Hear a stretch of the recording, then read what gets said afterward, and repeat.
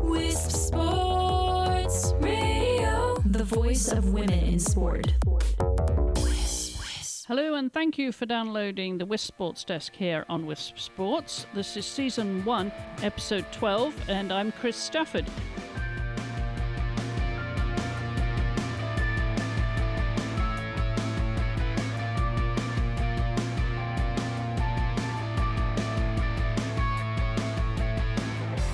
And joining me now is Inside the Games reporter Nancy Gillen, who travels the world covering sport. So Nancy, where have you been since we last spoke?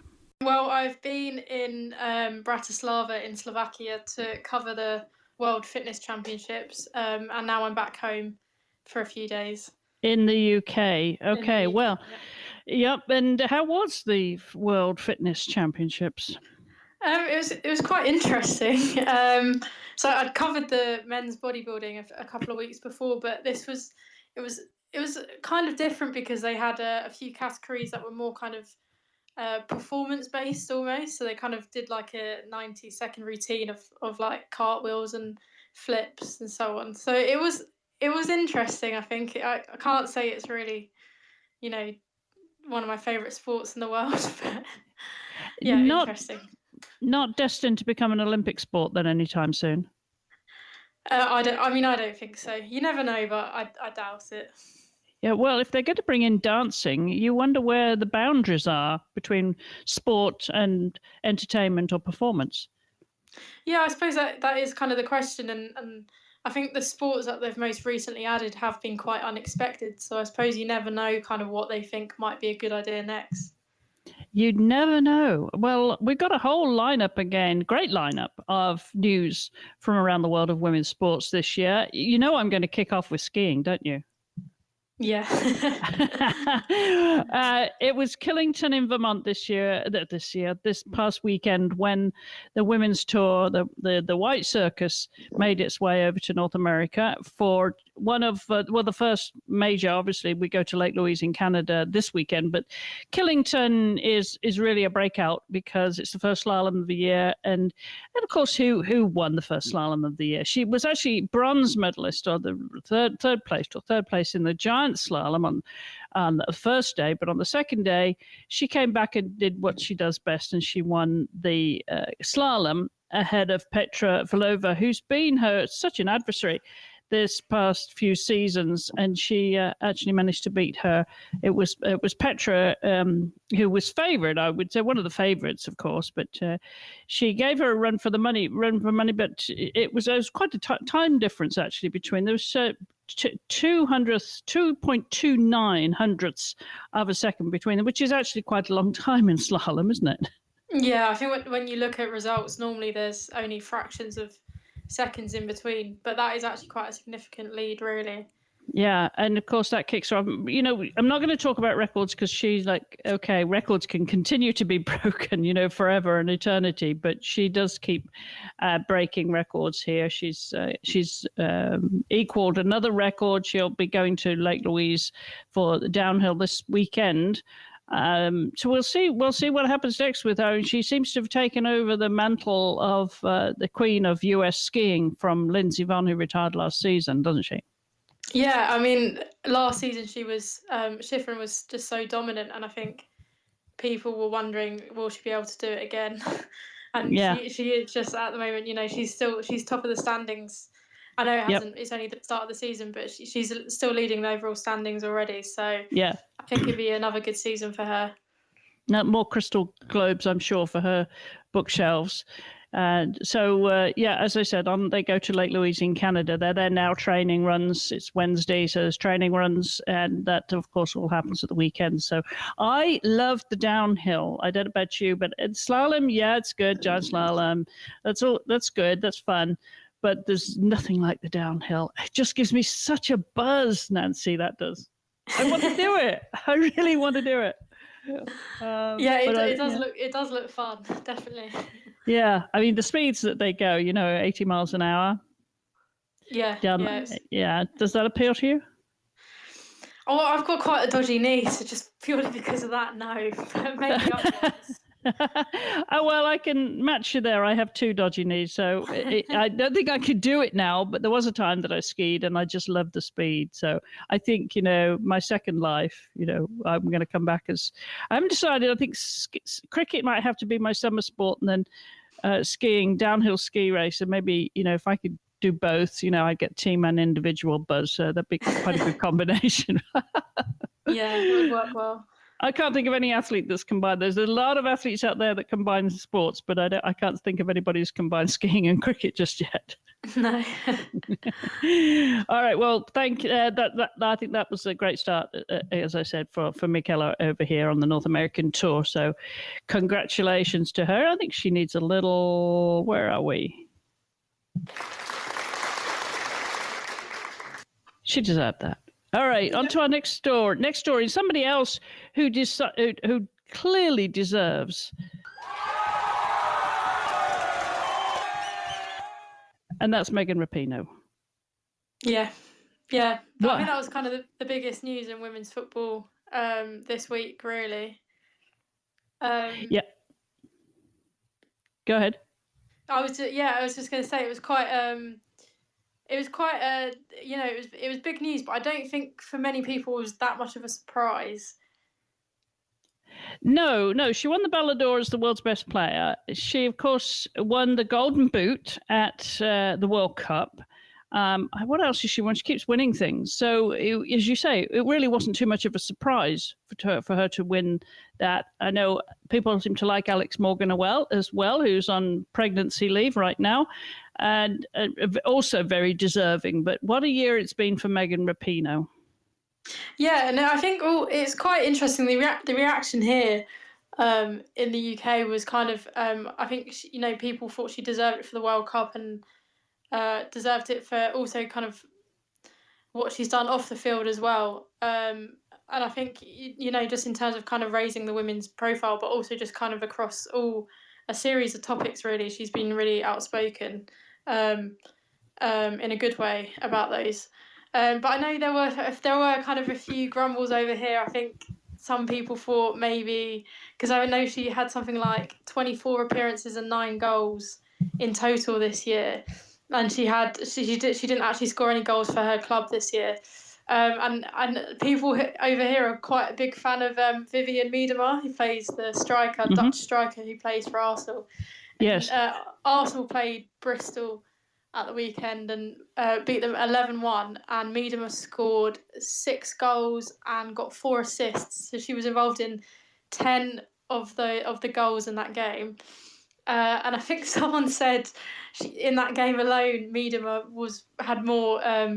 She set up and was involved in more goals than Rapinoe for the whole season, which is quite funny. But I think people view it as quite important that Rapinoe got the Ballon d'Or because she's just been a really important figure in kind of women's football in general, even if maybe on the pitch maybe a few other players have been a bit better, but she's just been so kind of pivotal this year for women's football. Yeah, and I think beyond football, don't you? I mean, beyond the game of that sport, she's been so influential and such a leader, such a role model and an influencer, clearly an influencer well beyond the sport. So congratulations to Megan. Lucy Bronze, the British player, she actually was runner-up. And then, as I said, Alex Morgan, who was another fan favourite, she was third. So good result for that. That's the Ballon d'Or, of course, soccer highlight of the year. I'm sure there'll be a lot more awards during the awards season that we'll be bringing you to. And not least of all our own, we have to come up with nominations. We started our nominations for the team, athlete and the coach of the year here at WiSP Sports, but we are still open to other nominations for we got as far as the team, didn't we? But it's going to be tough to choose the coach and the player, or the athlete, I should say, without gravitating back to soccer or football. Yeah, I think I'd probably look for either a footballer or maybe someone that really impressed at the World Athletics Championships, because, well, for me anyway, I think they were kind of the 2 major sporting events that took place this year. Yes. All right. Well, keep thinking there, Nancy, and let's come up with those other 2 nominations for the awards this year. Moving on to handball. Now, it's the World Championships that are taking place in Kumamoto in Japan at the moment. The IHF Women's World Championships started on November 30th, runs right through to December 15th. Now, Norway got off to a great start. Now, they're one of the leading nations in handball, aren't they? Yeah, I think they got silver at the World Championships last year, I think. Mm-hmm. And I think, it's kind of Europe. Normally, the European countries, apart from Britain, are really, really strong at handball. Yeah, and it always surprised me. It shouldn't surprise me anymore how popular and how widely played that sport is. Yeah, especially I think when countries like France, I think it's kind of one of the biggest sports that they play, one of the most popular. And it is an Olympic sport, of course. It's been an Olympic sport for quite a while, but I think probably from in terms of Britain and the United States, it's not that popular, so that's probably why. But in terms of kind of mainland Europe, it's really, really popular. Well, moving on to badminton now. That's of course an Olympic sport again, and the reigning Olympic champion won the Badminton World Federation's World Tour title. It was her first since September, and she won that in Lucknow. That was how she beat Thailand's Phittayaporn Chaiwan. You get your tongue around these Asian names a lot better than I do. You're more used to it. Yeah, I'm not sure if I'm going to try that one though. It's quite a complex name.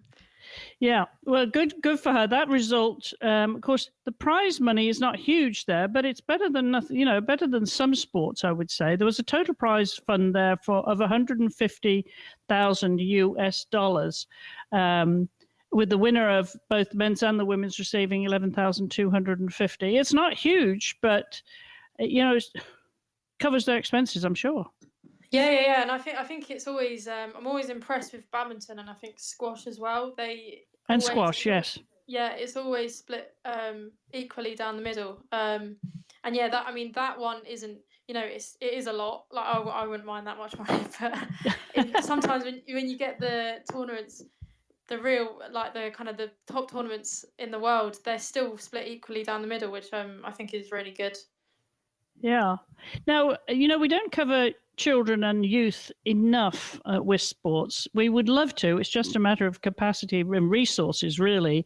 And so when we do find a youth or a children's story, we like to bring it to you. And there's one from the World Children's Baseball Fair that's going to be taking place in 2020. And that's going to be girls only. That's a story that you carried on Inside the Games. Did you see that, Nancy?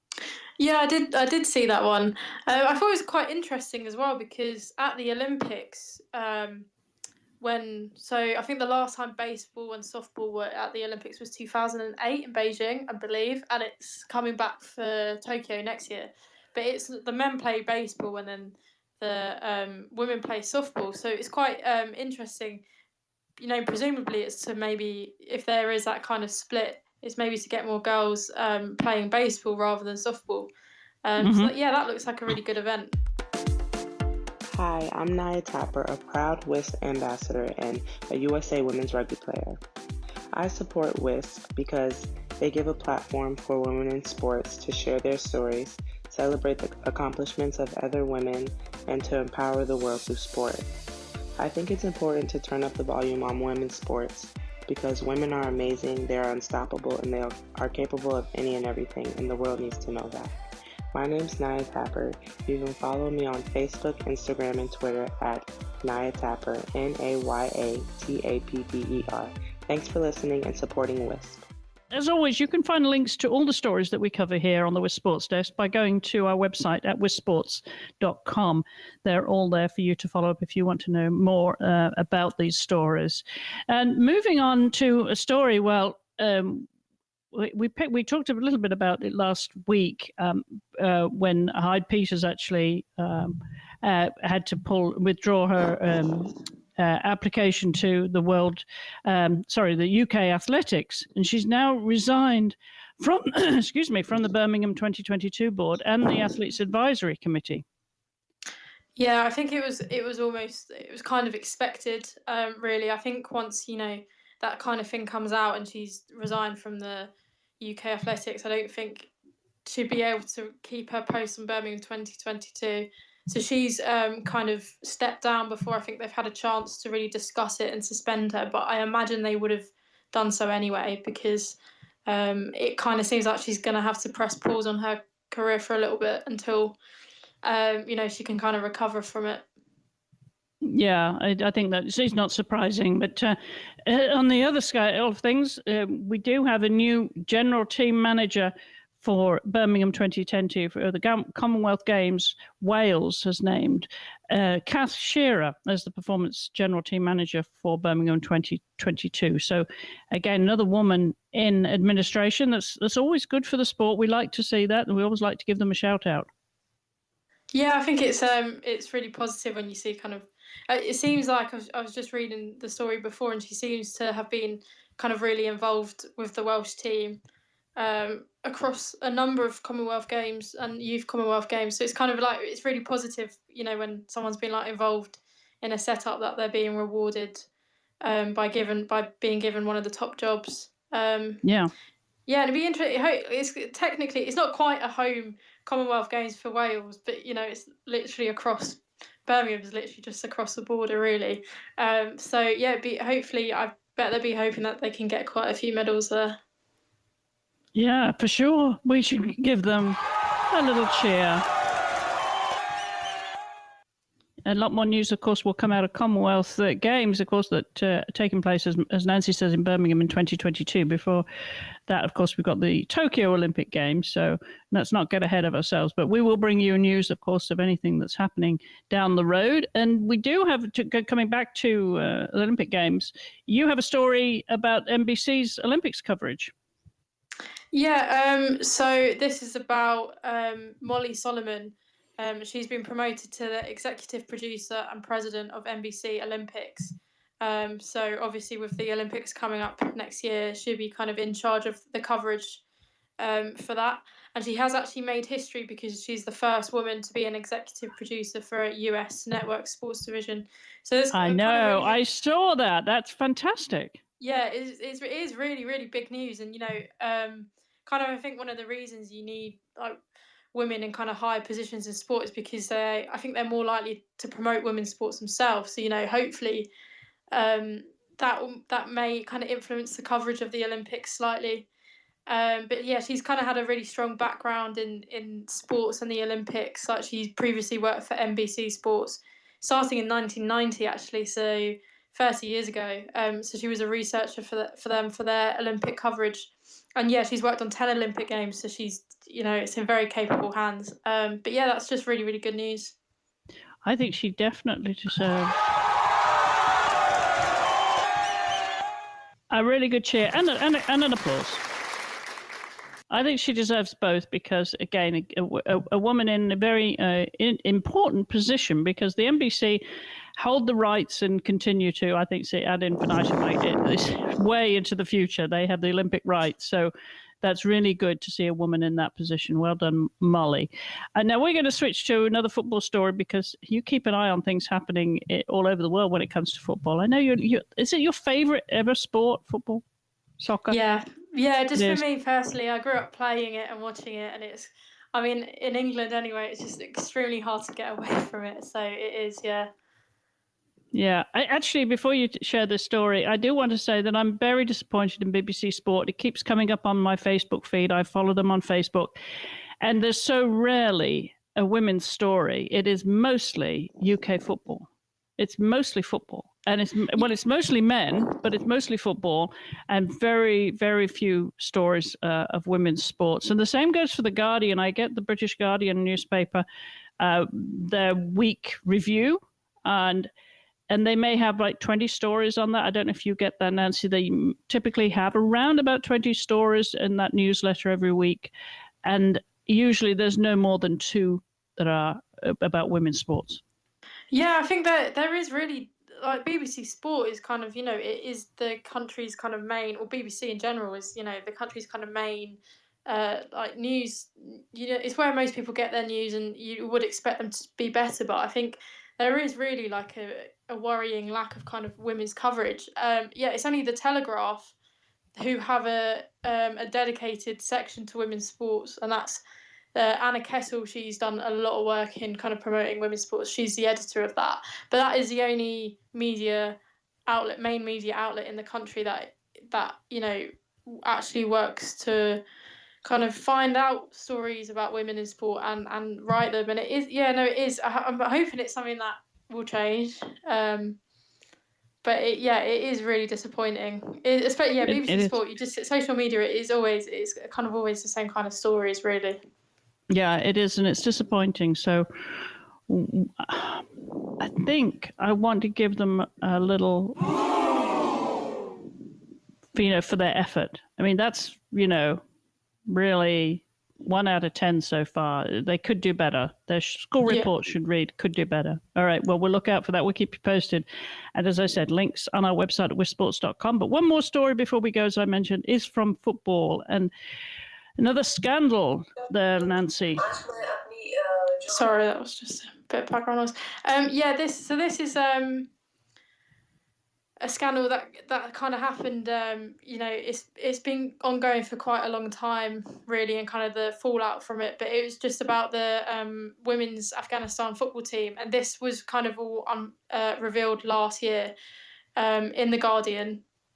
And it was just kind of about widespread sexual abuse in the women's Afghanistan football team, and it's just really not a nice story. I think it's quite easy to find the details out if anyone doesn't know about it and wants to read up on it.